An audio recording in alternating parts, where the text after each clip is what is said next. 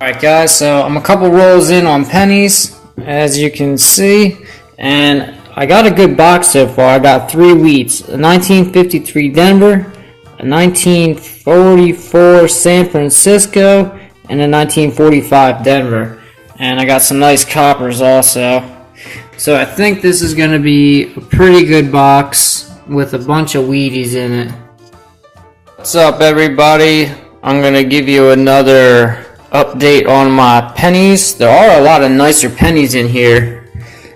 I think we left off at 45 Denver, so we'll pick up at 53 Philly, 57 Denver, 51 Denver, and a 24. And the 24 is actually not in that bad a condition. So good find so far. And I have a decent amount left in the box there. So far so good. Alright guys, here's the wrap up for one box. I think I'm going to get right into another box because I have a couple of them. But we have the 1980s right there. And then we move on to the 1970s. Decent amount of them for one box. The 1960s and 59s. We got 2 coins that were in pretty good condition, so I pulled them aside. The better of the 2019s, the rest of them I just chucked away. Here are the foreigns. We got a 73, a 71, I think this was a 54, nope, 56, and a 69. We have the 1970s, which I'll be going over with the jeweler's loop, looking for repunched mint marks, double dies, and I'll be doing that with all these. The 1980s and 1970s I just throw in a box and keep them aside. If we're ever allowed to melt them, they will be melted down into copper bars. These are the 1983 Phillies and Denvers. I'll be weighing these for the 3.1 planchet, which if they're on a copper planchet weighing 3.1 grams, it's an error and they're worth a lot of money. They're supposed to be on the zinc planchet, which weighs 2.5 grams.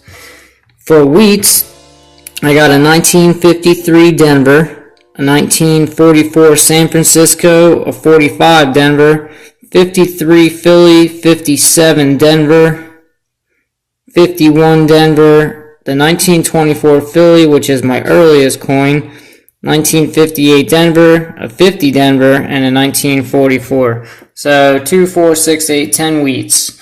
Not bad, that's about average, somewhere around there. But a decent amount of coppers. Alright guys, I'm on my second box, and wait until you see this. 1953 Denver, 1946 Philly, and I'm just adding on to my already started piles. Check this out. 1902, it'll come in. 1902 Indian head. Check that puppy out. It's got some corrosion on the back. But, I mean, still, 116 years old. And it's just sitting in a box of pennies right next to 2018s, right there. Whatever this is. 2016. Amazing. Second one I ever found. No, hold on. This is my second full one I ever found. I did find one that was the head of an Indian head penny, and then the reverse, the back, was wiped clean. Somebody sanded it and engraved their initials or a name. So I found 2.5 now. Awesome. Alright guys, here is 2 boxes of pennies, all nice and organized. I have all my 1980s. I have all my 1970s, and there was a decent amount of copper in these. You gotta remember, in the future, eventually, hopefully, every one of these pennies will be worth, hopefully, 3 or 4, maybe even 5 cents, depending on what copper rates go up. So, if every one of these is a nickel, and I got boxes full of them, that should be a good profit one day. A nice little chunk of change, maybe to buy some more silver or something, who knows. But these are all my 1959s and 60s, and I'll be going through them with the Jeweler's Loot. These are all the BU or better condition coins that I found. Got a 63 Denver, 68, 2007, 72, 80, 2017, and 61. And again, this camera, it picks up every little imperfection, so you can't see most of that stuff with the naked eye. So they look a lot better in person. But it is good to see them with this camera, because then you can see what the grading companies might be seeing. And these 2009s, I mean, they look trash, but they're really, really not that bad in person. These are actually the nicer of the 2009s. The other ones I throw back in the return. This is from the first box. We already went over them Canadians, and this is the second box of Canadians. 65, 69, 78, 81, 82, 82, 89.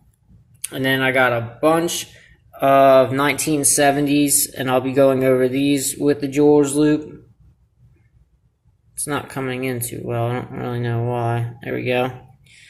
So I'll be looking for repunched mint marks and double dies and all that good stuff.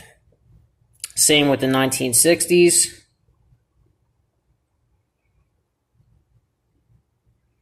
And then I have the San Francisco Mint, 1974, 1973, 1972, 1973, and 1970. Oh, there's another one. Another 1970.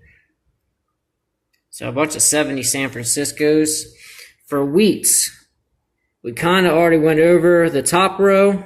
I'll be putting that 1944 San Francisco in the pile with the other ones. The lowest coin on the first box was the 1924. Decent amount of wheats. Got 10 the first box, the 5 the second box. 53 Denver, 46 Philly, 46 Philly, 57 Denver, 54 Denver. So a total of 15 wheats. These are all the 1983s that I'll be looking for, the 3.1 gram error planchet. And last but not least, a 1902 Indian head cent or penny. And it's actually, it has some good detail. It's just, it's corroded.